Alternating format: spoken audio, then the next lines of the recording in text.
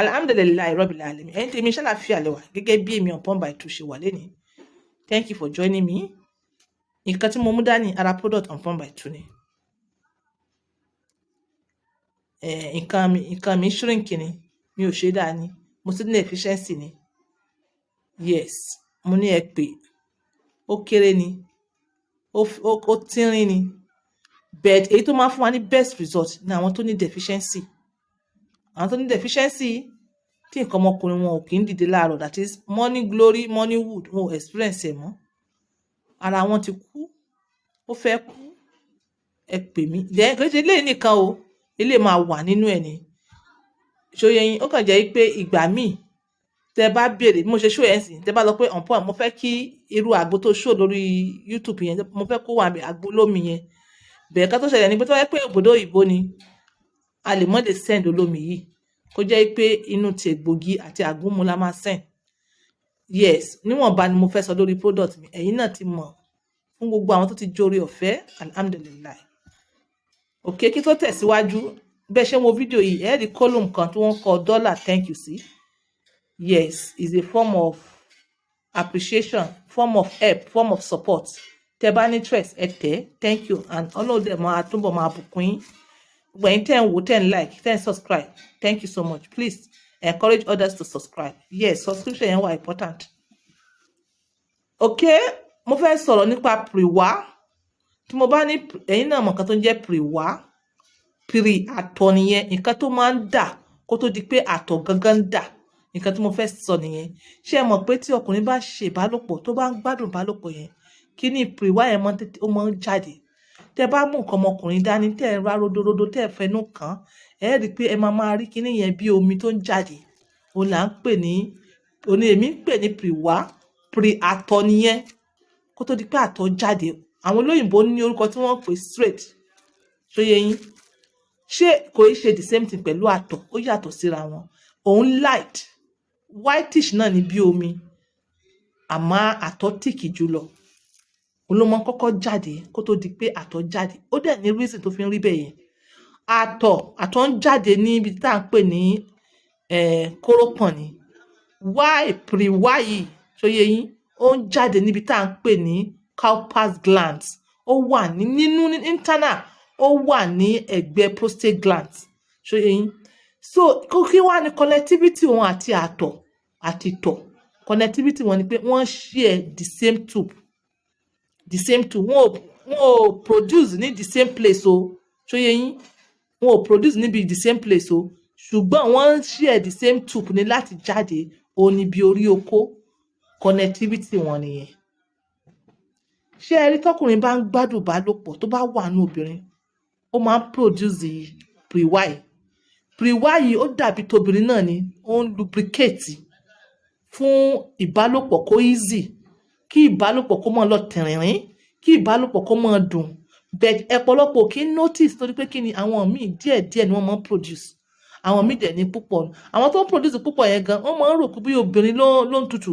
Àwọn gangan ni wọ́n produce torí pé tó bá ti wà nínú obìnrin, tó bá ti ń dóbò lọ, wọn èé mọ̀ pé ó ń jáde. Ó máa ń jáde ní willingly láì ní control. Kò sí control tẹ́ bá ti ń gbádùn ẹ̀. So ara pọ́kùnrin ń gbádùn ẹ̀, ó ní pre-wa yìí. Ara pọ́kùnrin ń gbádùn ẹ̀, ó ní pre-wa yìí. So the same tube ni wọ́n share àtìtọ̀ àti àtọ̀ àtòun. Mo sọ fún yín, òun that is pre-wa. Ó alkaline in nature. Yes, alkaline ìmọ̀ kan tí máa pè ní Yorùbá. Then why ìtọ̀ ó wà acidic? Ṣé mo pe lime, mo ní lime ó wà acidic in nature. Ó ń ta fẹ́rẹ́fẹ́rẹ́. Bẹ́ẹ̀ náà ni ìtọ̀. That is the only way tí mo fi translate yẹn. So iṣẹ́ lẹ́yìn pé pre-wa yẹn ó serve as natural lubricant. Síbẹ̀síbẹ̀ náà ó tún neutralize the acidity urethra so that kí àtọ̀ lè jáde easily. Mo believe pé I understand nǹkan tí mo sọ.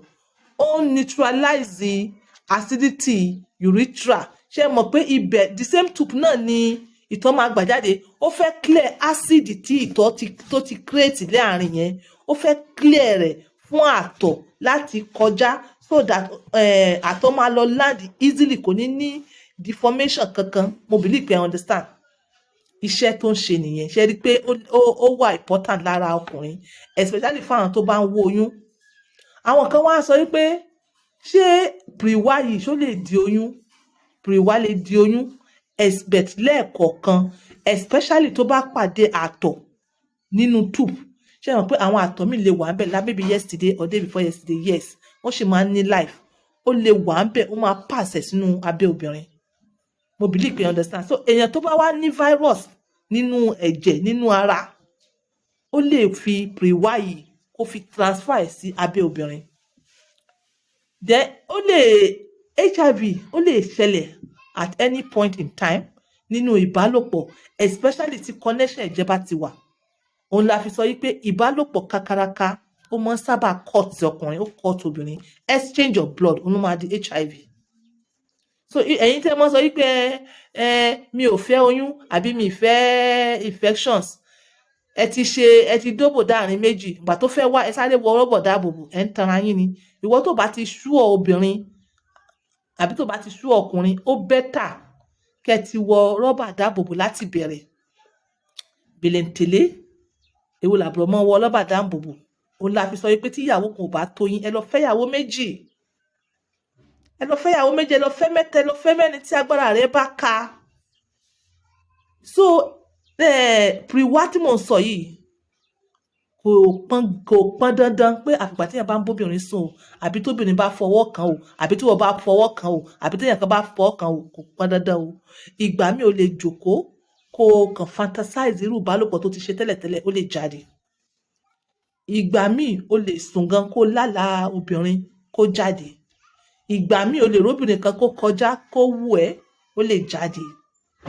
Àwọn preparation náà ni before ìbálòpọ̀, just like obìnrin.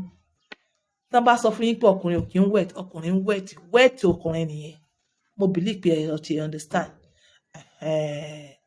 So kò bá jẹ́ àlàyé, obìnrin tó bá sure ọkùnrin, ẹ wọ rọ́bà dáàbòbò. We have to say the truth because bí ayé ṣe ń lọ sí àwa gan kò fẹ́ yé wa mọ́. Ọkùnrin tó bá sure obìnrin, ẹ wọ rọ́bà dáàbòbò from beginning of ìbálòpọ̀ yẹn ni títí di end. Kò kí ń ṣe pé kẹ́ ẹ dóbòde àgbàdá méjì kẹsàdé mọ́ wọ rọ́bà dáàbòbò like ẹ ń deceive ara yín. So ẹ̀yin tèmi, ẹ má gbàgbé iléeṣẹ́ Akerekoro Skin Ultimate. À ń wá distributor ní Sokoto, à ń wá distributor ní Ghana, à ń wá ní Ògbómọ̀ṣọ́. Thank you. Owó ẹsẹ̀ ti darapọ̀ mọ́ wa. Thank you so much. Fún product on 4x2, màá kọ nọ́mbà mi. Ẹ WhatsApp ni. Fún product Akerekoro, yes, ẹ pè wọ́n, màá kọ nọ́mbà. Ẹ pè wọ́n ni, màá kọ nọ́mbà mi. Ẹ̀yin èèyàn mi, ẹ jẹ́ kí n sọ kíní kan fún yín. Ayé ìsìn ó yàtọ̀ sí ayé tẹ́lẹ̀. Ayé tẹ́lẹ̀ tí wọ́n fi ẹsẹ̀ Bible tí wọ́n fi ń gba lẹ́sẹ̀ fún wa. Ó yàtọ̀. Ayé tẹ́lẹ̀ yẹn kò sí àrùn náà. Ayé ìsìn àrùn wà. Ìdí táwa fi yàtọ̀ sí ẹran mẹ́ẹ̀ àti adìẹ àti ẹyẹ ó ní pé àwa ní ability láti think. Not only think, a ní ability láti think very fast. Tí wọ́n bá tàn wá lórí social media, ẹ má jẹ́ ká tanra wa o. Ẹ má jẹ́ ká tanra wa. Ìgbádùn 5 minutes. Nítorí ọjọ́ iwájú ńkọ́. Èmi ti rí HIV patient kan. Ó dẹ̀ regret gbogbo minute tó fi ṣe ìbálòpọ̀. A ní fàìsàn ló gbà. A dúpẹ́ lọ́wọ́ technology. Wọ́n ti ń rí wọ́n ti ń kọ̀pẹ̀ díẹ̀. Bẹ̀ síbẹ̀síbẹ̀ náà ọ̀pọ̀lọpọ̀ ń demarciate lórí ẹ̀ gidi gan ni. Bẹ́ẹ̀ náà sì ni ọ̀pọ̀lọpọ̀ ń kú lórí ẹ̀ ni. Ṣé yé yín? Ọ̀pọ̀lọpọ̀ ń kú lórí ẹ̀. So àwa ní ability láti ronú. Ìwọ obìnrin tó bá wà okay fún ẹ pé kọ́kọ́ rẹ cheat, pé wọ́n ń tọ́jú ara rẹ kí wọ́n mọ̀ pa ẹ́, mọ̀ pé ó máa wà okay fún láti lo retroviral. Ẹ ronú sọ̀rọ̀ tí mò ń sọ yìí, gbogbo ẹ̀yin obìnrin tẹ̀ ń gbóbo yín sá. Tó bá wà okay fún ẹ pé kọ́kọ́ rẹ mọ cheat, ìwọ ń ṣe pépérépè, wọ́n ẹ̀ kàn má pa ẹ́, ẹ̀ kàn má lù ẹ́ gbó, ó ti sú ẹ, abẹ́ rẹ ti dry, tó wá nǹkan ṣe sí kó tutù.